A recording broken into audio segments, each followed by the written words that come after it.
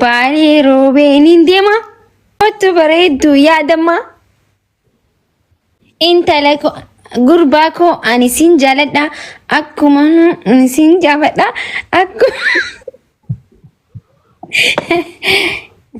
Baalee roobee. Baalee roobee. Wanti nama dhiyeessee na harkaa badee dhiifama na fudhi.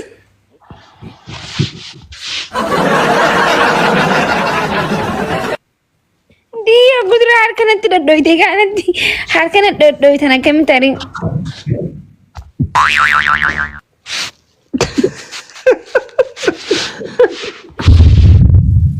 Madara kirra baate onni inte akkasi godhatti. Aynan godhatu garuu na hedduu akkanaaf dhoytan. Maa waa sirbisiin jenne nuun. Haasaya godhisiin jenne malee. Walaloon koo jaalala ja'a. Shee. Jaalaltii anaaf kan duraati. Baay'een jaaladhe gurbaa. Gurbachi illee hedduu bareeda diimaa akka timaantiin. Ayye.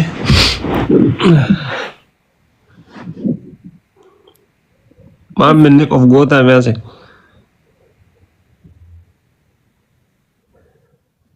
Innaa jaalachuu keessa garaatu gagagau na ja'a gaafan gisee isa arge. Gagau. Akka no way akka bochaniif himtu kan hin dubbataa jiru.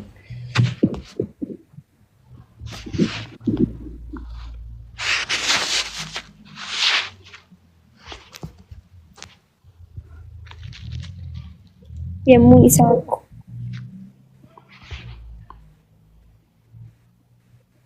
garaan koo ruuzana gaafata.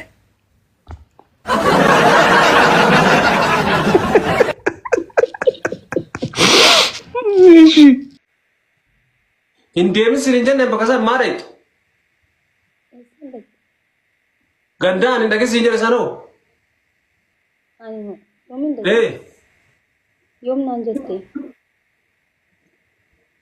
Sitti himee hin turre wal?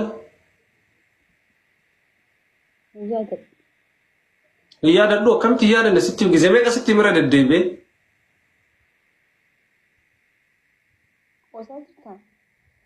Qoosa maal qoosni maali bakka dhayxee hin beektaa?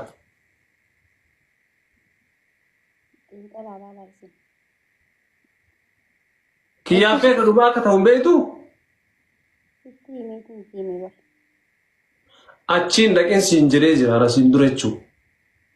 Garuu jecha kiyya diddee jecha kiyya dhaga'uu diddee dhayite. Maal waan akkana moo waan achii abdatte wayii qabda?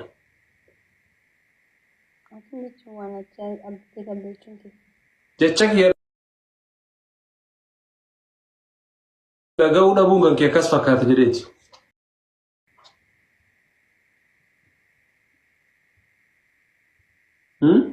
Moo ati daa'ima kan gisee mara waan namni siin jedhu hin dhageenye.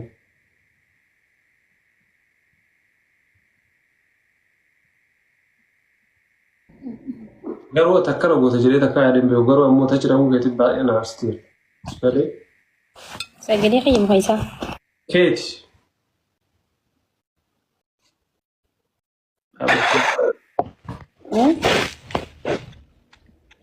Amma sagalee kee maal jette ibsa nagayaa miti fayyaadhaa mi lafti nagayaa biyyi nagayaa manni nagayaa ati nagayaa.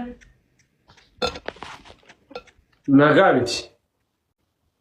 Waan asiin jedhu dhageettooti.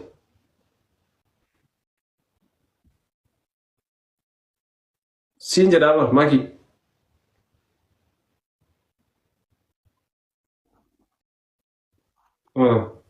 Naa jaala callisuun tuffiidha. Kan waan jecha kiyya dhageettu ammallee callisaa. Adabbii jirtaa bara. Adabbii maal?